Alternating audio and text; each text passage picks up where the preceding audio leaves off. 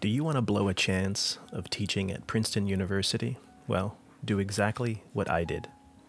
First, I applied to this job many years ago with all of the standard ingredients, cover letter, CV, writing sample, etc.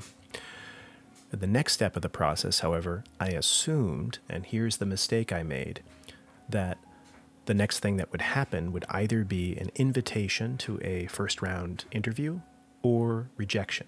I had this very black and white understanding of how the job search process went. Well, I later learned that search committees have a kind of informal, a little bit of a devious option, a kind of card that they can play, which is they can write informally and say, we're interested in your application. Could you send us something more? Typically what they mean is writing sample. Now, in hindsight, I realize that that is a major positive thing. That's a huge moment that you really should seize upon immediately and send another writing sample right away. But at the time, I didn't know that. No one was coaching me on this stuff. And I waited too long.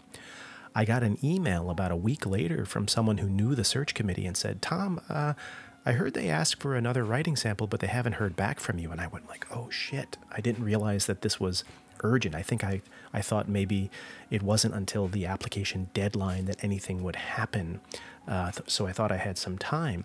Well, I later learned that the search committee passed over my application out of the understandable concern that maybe I didn't have enough writing completed to be a serious candidate, a serious person for their consideration. So this is just a piece of advice for you. There is this informal option that search committees have where they write to you, not to invite you for an interview and not to reject you, but to ask you for more. And so prepare for success.